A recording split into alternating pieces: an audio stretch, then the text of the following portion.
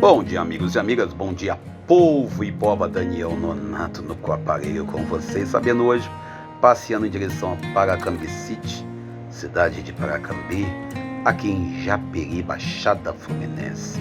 Lembrando a todos e a todas que vivemos um tempo de pandemia ainda, embora tenham flexibilizado aí as máscaras, é importante nós mantermos as máscaras em ambiente fechado, nos cuidarmos, prevenirmos. E quem tem mais de 80 anos, não esquece de tomar a quarta dose contra a Covid-19. E vamos nós aí nessa vibe aí, nos cuidando para cuidar de quem nós amamos. Ainda recordando a todos essa cena ridícula, desculpa eu falar assim, desse cidadão que conta, se barbula, como diz mamãe, que ele dizendo, não, porque eu fiz assim, assado. Olha, é de um mau gosto quem dá um bope para esse cidadão que teve uma relação sexual com uma moça lá em Brasília, esse morador de rua. Olha, dá nojo de ouvir a história desse cara. Quem tem um mínimo de bom senso e de cristianismo, de fé, não é ser moralista e hipócrita, mas é você não permitir que uma mulher seja exposta, destratada, desrespeitada da forma que foi. Primeiro, ela se quis alguma coisa com o cidadão, e ela foi por acreditar, por estar afim. E se ela por acaso ela teve algum surto, como dirá o marido dela, e passou por um momento de transe, sei lá, não vamos tentar explicar, também merece ser respeitada. De qualquer maneira, eu acho uma falta de respeito a gente, eu falo a gente, eu, você, qualquer um cidadão, fazer piada, fazer meme com essa situação. Primeiro porque nós, homens, devemos ter um pouco de respeito e respeitar a mulher dos outros. Já é o primeiro passo. Segundo passo, respeitar a mulher que temos, ou a mulher que tivemos alguma relação. Porque não dá para o cara chegar numa rede de televisão, ou chegar num site, sei lá, numa rede social, e colocar lá, não, que eu fiz assim, fiz assado, foi desse jeito, o método é esse. Olha, eu comecei a ver a entrevista do cidadão, eu parei, nem continuei, porque eu acho de um profundo mau gosto. E ainda o pior não é isso, ele se assumiu eleitor do cidadão de bem, é um cidadão de bem ele, né? Lascado, mas é de bem, eleitor de Bolsonaro. E ainda ele tem ainda convite para ser candidato a deputado estadual, federal, sei lá, em 4 partidos diferentes em Brasília. Eu não sei qual é o pior, se é o povo que dá ibope para essas notícias toscas, e esse homem que conta, né, nas rodas de amigos, o que ele deixou de fazer, ou o que fez com uma mulher numa relação íntima, consensual ou não. E eu acho que vale a pena aqui olhar bem para esse tipo de sujeito que costuma expor a intimidade de um casal, da companheira. Com todo respeito, eu não tenho nada para acrescentar. Um cidadão desse é um hipócrita, um miserável, e desculpe eu me aborrecer por isso. Eu acho que a gente tem que banir esse tipo de pessoa.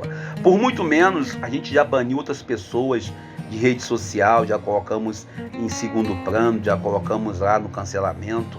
Por que também não podemos cancelar esse cidadão? Não, porque ele não é celebridade. É celebridade agora, porque ele morava na rua e uma moça bonita se encantou com ele, era saudável na cabeça no local, ou não, ou num momento de surto, teve lá uma necessidade, sei lá o que foi, e acabou indo ter uma relação sexual com ele, e ele agora vai para a rede de televisão, para a rede social, para os canais aí possíveis da mídia, parbular, contar vantagem, e há quem diga ainda faça meme. Eu acho que essa mulher que passou por isso, como a mãe já falou aqui, não é isso? Essa mulher que passou por isso, consensual ou não, ela merece ser respeitada. Não me interessa o que aconteceu, e ele merece, de fato, sim, ser punido. Ele merece cadeia. Para poder parar de expor a intimidade do casal. Até o final da vida. Mas deixemos o assunto para lá, costumamos ainda olhando os pastores lá que estão lá, oremos, né? Coisa horrível isso. E a presidência diz que não tem corrupção. Bom, vamos nós aí para o evangelho do dia de hoje. Vamos nós seguindo aí pelas estradas de Paracambi. Lembrando a todos e a todas que estamos no tempo da quaresma, terceiro sábado, né, da semana terceira semana da quaresma, ou terceiro sábado da quaresma, como eu ia dizendo, lembrando que Jesus está a caminho de Jerusalém e nós sabemos qual vai ser a situação de Jesus lá em Jerusalém.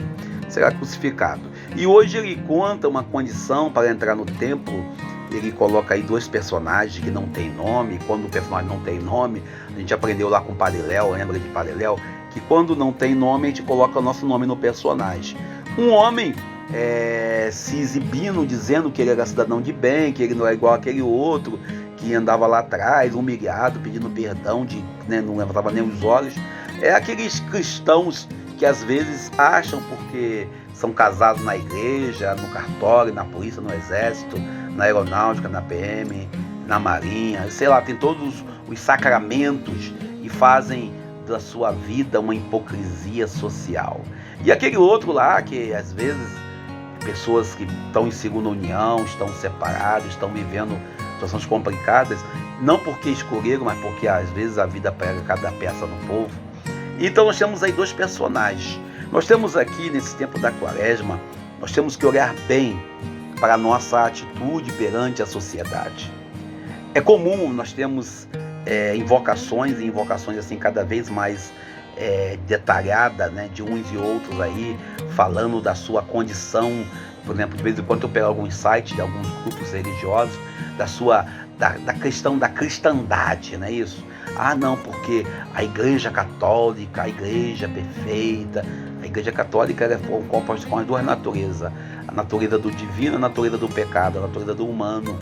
Nós sabemos que a Igreja tem duas naturezas, é divina na doutrina, no ensinamento, na fundação, mas é pecadora nos seus membros. A gente, quando tem aqui a dualidade de um homem todo cheio de si, dizendo para Deus e tentando ser... Olha, ele nem precisava de Deus. A oração deles é a oração da autossuficiência. É assim, obrigado Deus porque não me fez igual aquele outro cara. Obrigado Deus porque eu tenho aqui, né, uma casa, eu tenho aqui um filho que não é drogado, um filho que não tem problema, uma esposa linda, maravilhosa e etc e tal. E se coloca assim, sem nenhum tipo de empatia e solidariedade com aqueles e com aquelas que passam por dificuldades. E aí vale todo e qualquer tipo de dificuldade. Daqui a pouco nós estaremos lá no encontro da Pastoral Operária da Diocese de Nova Iguaçu, lá no Centro de Formação de Líderes, e nós temos, olhando bem claramente para a realidade do trabalhador, do cidadão, que passa por necessidades extremas, e nós olhamos claramente para esses dois textos e vemos aí, primeiro, um cidadão profundamente tomado pela vergonha de ser quem é um pecador público, e temos aí um cidadão que é o cara que tem todos os graus, né, para poder não ser um pecador. Jesus, quando conta essa parábola, ele tenta trazer para nós uma leitura do tipo de espiritualidade e de religiosidade que nós estamos vivendo. Nós, cada vez mais, observamos que existe, nesse início do século XXI, estamos no ano 2022, no século XXI, nós olhamos cada vez mais um catolicismo, um protestantismo, um cristianismo voltado para invocar uma condição de eleito, de escolhido, de sagrado, de especial. Ah não, porque eu aceitei Jesus, agora não sou nova criatura, tudo que eu fiz de errado, Jesus esqueceu. A gente, quando aceita Jesus na igreja evangélica, na igreja católica, quando a gente faz a experiência de Jesus de Nazaré, o homem Deus que se habitou no seio de Maria, nós devemos ter essa consciência que nós somos imperfeitos, que nós somos falhos em nossas escolhas, em nossas falas, nós somos falhos em nossas práticas de vida, e nós somos falhos também, sobretudo às vezes em nossas orações. Esse homem que vai até o templo e dizer lá no templo que ele não é como o outro, e ele não tem o comportamento do outro, ele traz ali na sua natureza uma autossuficiência que talvez nem de Deus precise. Quando a gente vê lá no texto do profeta Isaías, quando ele fala que ele quer misericórdia e não sacrifício, quando a gente olha ainda no contexto ainda da própria palavra de Deus, quando Jesus pergunta quem voltou justificado, Hoje nós somos convidados à oração. Somos convidados a meditar e a contemplar na oração. E hoje o que nós temos que nos interrogar, quais são os tipos de orações que nós estamos fazendo? Se nossa oração é uma oração de prepotência, de autossuficiência, se a nossa oração é uma oração que envolve uma exigência dizendo, não, porque eu não sou igual ao outro. A gente observa às vezes em nossos meios, sobretudo no ambiente em que a gente convive, que a pessoa faz questão de ostentar o título, ostentar a honra que recebeu, o trabalho que exerce na comunidade. Ah não, eu sou fulano, mas eu tenho esse ou aquele ministério. Eu sou ciclano, mas tenho esse ou aquele dom que eu uso, eu canto bem na missa. Eu sou salmista. Ah não, eu sou ministro da palavra. Eu sou padre, eu sou bispo. Eu sou catequista. Eu sou, quando na verdade o único que é de fato é Deus.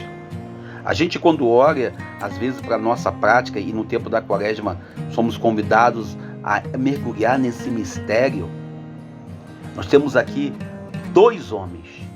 Um, todo cheio de si, colocando os seus dons, dizendo quem ele era, se apresentando e ostentando para Deus que ele tinha todo, e o outro, um pecador, dizendo, olha Senhor, tenha pena de mim que eu sou pecador. O Papa Francisco ontem, na consagração que ele fez da Rússia e da Ucrânia, a celebração que nós celebramos ontem com o Papa, nós rezamos junto com o Papa, uma das atitudes dele foi procurar a confissão. Nesse contexto de hoje, somos convidados a ir diante do presbítero, do bispo, do ministro ordenado que tem um grau da ordem para atender a confissão e apresentar nossos pecados. Aquele homem que apresenta para Jesus aquele homem que apresenta no templo a sua humanidade. Eu sou um pecador, eu sou um homem falho, eu errei, eu estou aqui diante de ti, não sou digno. Também não podemos viver também uma espiritualidade de culpa. Essa metodologia de nós reconhecermos que somos humanos, falhos, e muitas das vezes nós erramos em algumas escolhas.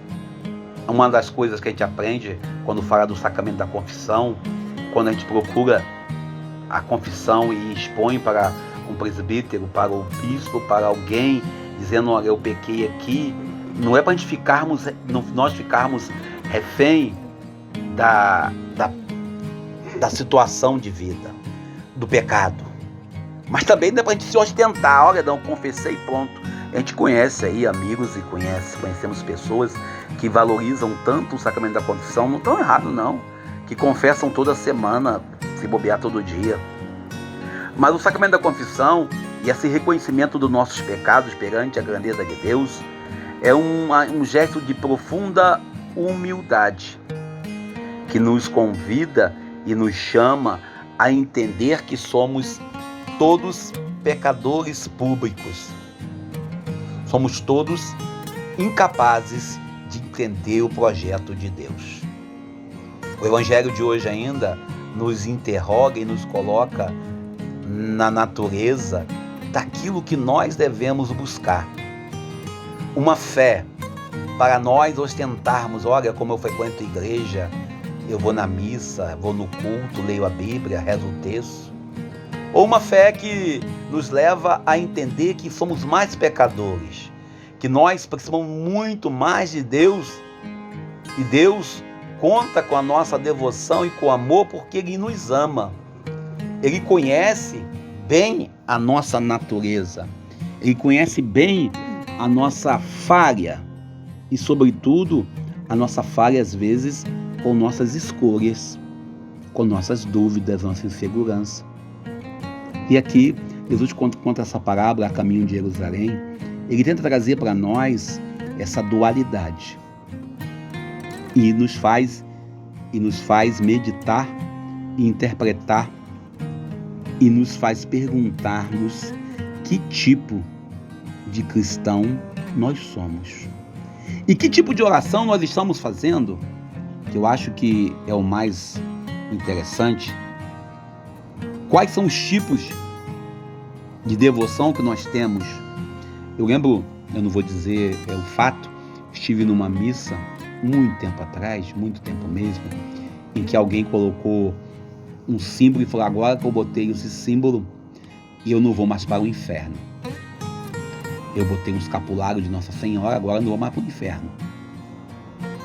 Bom, não é um escapulário, não é uma cruz que eu uso, não é uma missa que eu vá, não é um culto que eu vá, não é uma leitura bíblica, não é usar a Bíblia aberta na minha casa que me faz escapar do inferno. O que me faz escapar do inferno é uma vivência cotidiana da nossa fé. É uma vivência cotidiana de acordo com a vontade de Jesus. Por isso Jesus conta essa parábola, para poder interrogar e questionar a comunidade dos apóstolos qual era a natureza deles. O interessante é que esse evangelho termina com a frase: aquele que se humilha será exaltado, e aquele que se exalta será humilhado. Cada vez mais, eu particularmente, aí eu vou fazer um testemunho particular, cada vez mais eu fico olhando para esses ou aqueles que gostam de ostentar roupas caras, aqueles que gostam de exibir porque podem, porque têm condições, aqueles que gostam de ostentar vestimentas caras. Eu me pergunto, Jesus estaria aonde? A opção preferencial para os pobres envolve também nós nos envolvermos com a luta do pobre, envolvermos com o sofrimento e com a cruz do pobre. O Evangelho de hoje nos faz entender que não adianta ser dizimista, não adianta nós ofertarmos de tudo, se nós não temos um projeto de humildade, de conversão cotidiana, de mudança de atitude de forma dinâmica, de forma plena.